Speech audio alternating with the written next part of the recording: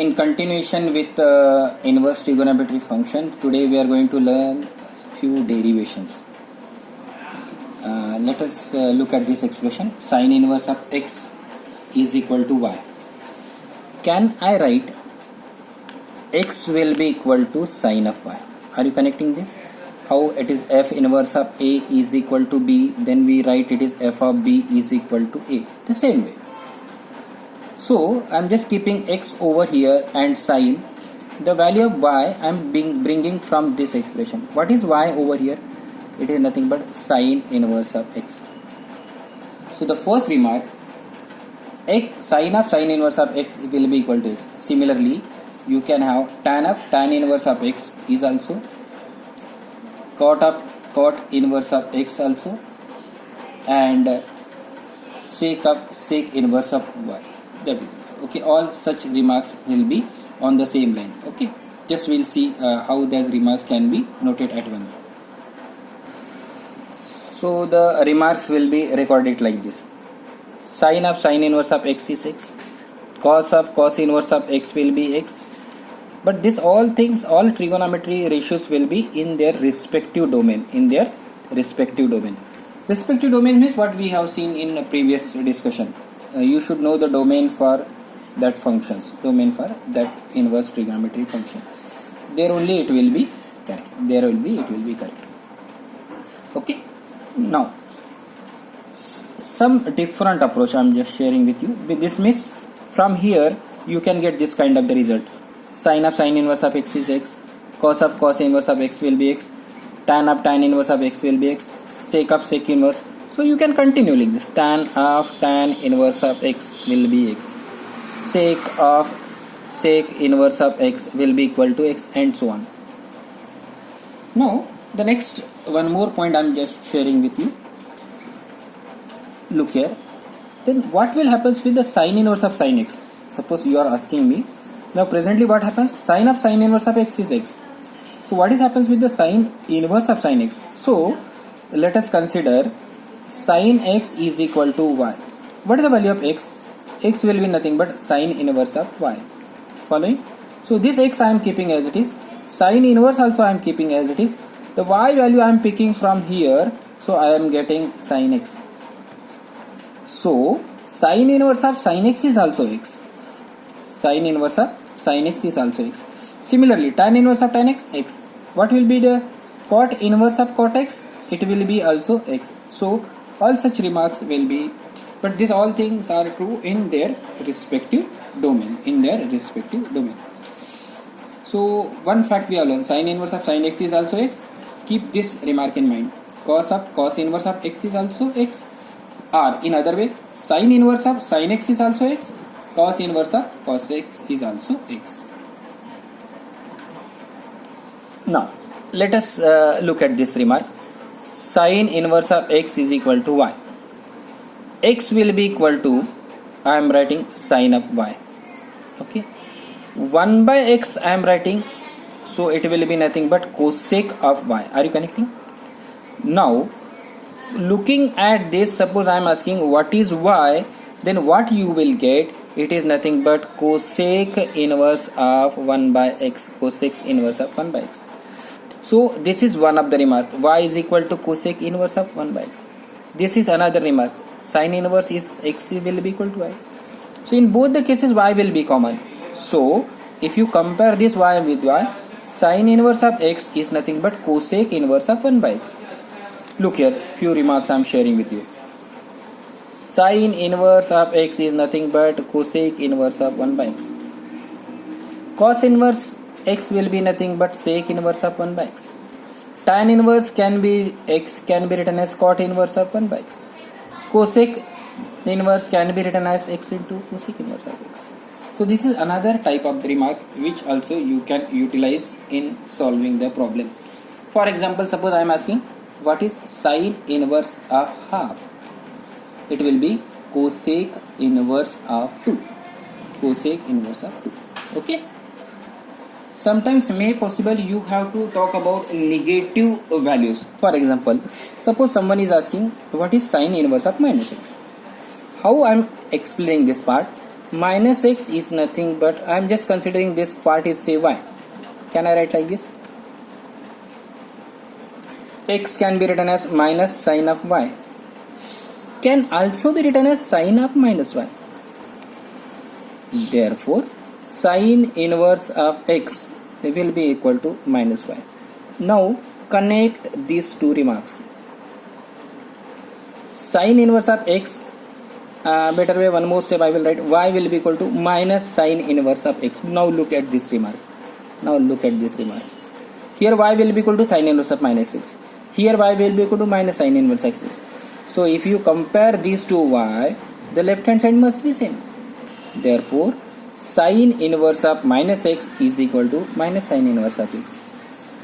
Tan inverse of minus x is nothing but minus tan inverse of x. Cosec inverse of minus x will be equal to minus cosec inverse of x. Similarly, suppose you are asking me what is cos inverse of minus x, then again I will start with y. Now minus x can be written as cos y. X can be written as minus cos of y. But here I can write like this. Is it cos of minus y will be equal to minus cos x? No, because cos of minus theta is not minus theta. So what is required over here? I should write pi minus y. So cos of pi minus y will be nothing but, now I am just comparing cos inverse of x, this is will be equal to pi minus y. Now comparing these two remarks. So what is cos inverse of minus x? Cos inverse of minus x is nothing but y. But cos inverse of x is nothing but pi minus y. If you compare these two, you will get cos inverse of minus x is nothing but pi minus cos inverse of x. Same remark is applicable for cot also. Cot inverse of minus x is nothing but pi minus cot inverse of x. Further, sec inverse of minus x is nothing but minus pi minus sec inverse of x. But do you know, in the previous assignment you have learned some question. Sine inverse of minus half will be equal to y. Minus half will. I think you have used class 11th remark. No need. I am applying this remark. Sine inverse of minus x is nothing but minus sine inverse of x. Now it is easy to answer. It will be equal to, this is minus, and half becomes when it will be pi by 6. Straight away you can get answer. But cos inverse of minus 1. But cos inverse of minus x, what is the remark? Pi minus cos inverse of 1. So this pi will be as it is. Now you know that cos inverse of 1, cos becomes 1, cos of 90. So you can get your answer as pi by 2. No, cos 0, cos becomes 1. So your answer will be nothing but pi. Are you connecting? So it is a better option to answer the question. With the help of this, can you answer this question? Look here, how easy to answer this question now. 2 tan inverse of, so this 2 will be as it is. Tan inverse of minus theta. So minus tan inverse of root 3 over minus 4. But cot inverse here positive is there. So you know that cot inverse, cot becomes 1 by root 3. Cot becomes 1 by root 3. That particular angle you can put over here, phi u. But now in case of sec, time being you can keep cot inverse of half only, 1 by root 3 only. Here phi u. Sec inverse. For sec inverse negative, you know that pi minus. So it will be pi minus sec inverse of root 2. Sec inverse of root 2. Now this 2 is known to you. This minus you can write here minus 4. This value also known to you. This is phi u, pi, and now your work is to replace this. Now you know tan becomes root 3 when it will be 60 degree. So I should write here pi by 3. Cot becomes 1 by 3 is also for 60 degree. I should write like this. Sec becomes root 2. Suppose you are finding difficult sec, then cos becomes 1 by 4. It is pi by 4. So if you simplify, you will get a simple answer for this question. So this is a better option. Means when we are learning certain properties and derivations, if you try to solve now previous assignment, it will be easy for you. There are few more remarks which you should know to answer the question. The one of the remark is like this. tan inverse of x plus tan inverse of y will be equal to tan inverse of x plus y upon 1 minus xy. I am going to give explanation about this.